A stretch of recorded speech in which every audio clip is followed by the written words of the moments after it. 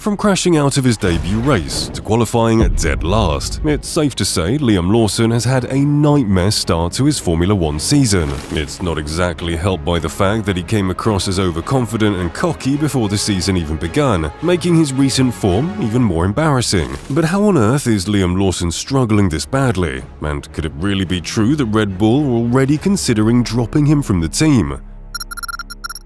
It's no secret that Red Bull no longer have the fastest car on track. In fact, it's widely believed that they're only the fourth fastest team. But even so, Liam's performances have been nothing short of dismal. Let's look at Australia, for example. He qualified down in 18th because of a self-described silly error, which cost him massively on his final push lap. I mean, if we're being nice, we can chalk it up to his miss-free practice session. But still, getting out-qualified by every other rookie on track wasn't a good look for the Kiwi. Now, what he needed was a strong performance on race day, climbing through the field and showing why he deserved his Red Bull seat. And have a guess how that went? Yeah, he did exactly the opposite, crashing out on lap 46. And yes, I know, the conditions were horrendous, but even before the crash, he was having a terrible race, lapping a whole 1.75 seconds slower than his teammate Verstappen. That weekend literally couldn't have gone any worse, turning Lawson from a respected driver to an online joke in a matter of days. So,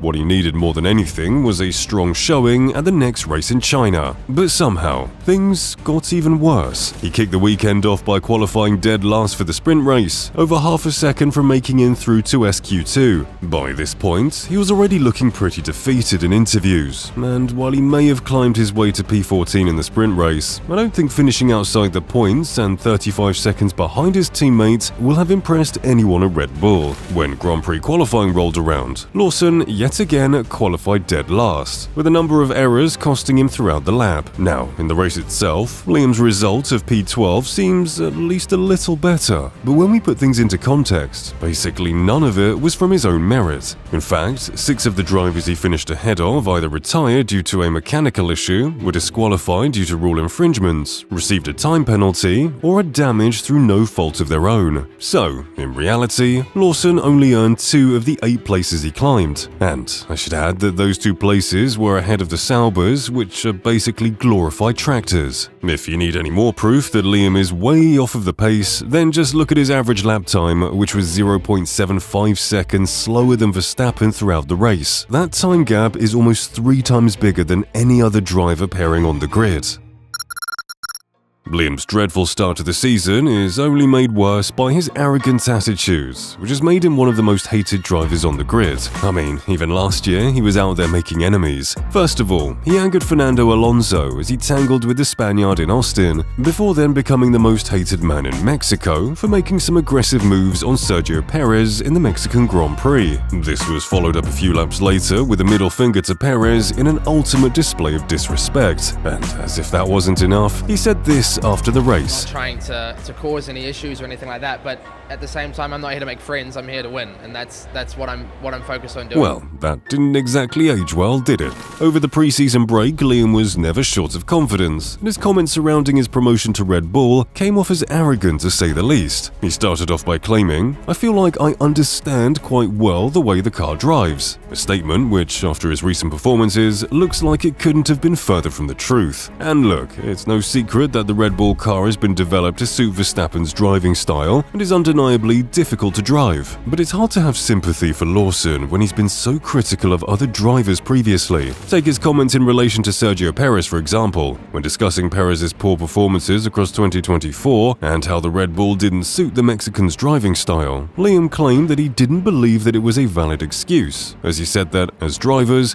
we're professionals, we have to adapt to whatever we're driving. So, by Lawson's own account, he should have adapted to the Red Bull. Honestly, I don't really think these past few weeks could have been any more humbling for him. But I think his worst comment by far is what he said about former teammate Yuki Tsunoda. Literally everyone knows that on paper, Tsunoda should have been promoted to the Red Bull seat. He's not only more experienced, but he also handedly beat Lawson during their time as teammates. But when Liam was asked if he feels any sympathy for Tsunoda not receiving his deserved promotion, he said, Honestly, no. And anyways, if you look back at our career, I was teammates with him in F3 and I beat him. I think honestly, if I look at all of the times he got promoted instead of me in those early years, then no, he's had his time. Now it's my time. If comparing their results from over 5 years ago doesn't tell you how insecure Lawson is, I don't know what will.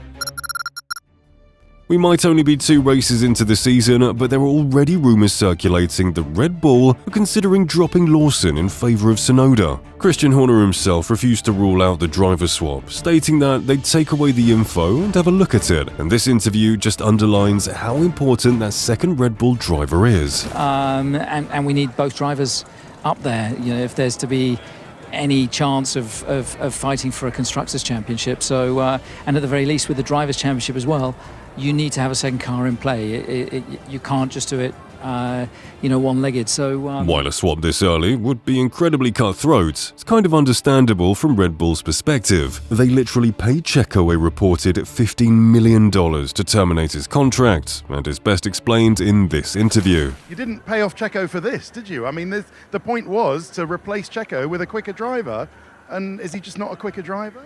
as I say, we'll have a good look at it, and we'll do what we can tomorrow. So, yeah, considering the Constructors' Championship and millions of dollars are on the line, Red Bull cannot afford to go another 5 races with one of their drivers dwindling around at the back of the grid. Swapping Lawson for Tsunoda right now would make perfect sense. Yuki's more experienced, less arrogant, and has proven to be the faster of the 2 drivers when they were teammates last year. He's clearly at the top of his game, and while I'm not saying he'll come in and challenge Verstappen, it's hard to see him performing worse than Lawson. I mean, I don't really think that's possible, to be honest. Red Bull literally have nothing to lose besides their pride at this point, and hopefully it would relieve some of the strain off of Max's back from single-handedly carrying the team. Lawson knows he's running out of time, and all this pressure seems to be taking its toll. He not only looks drained, but he sounded completely defeated after the Chinese Grand Prix.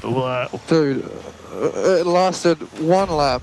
Balance was good for 1 lap, and then it's just no fronts, and then I can't get on power. Sorry, mate.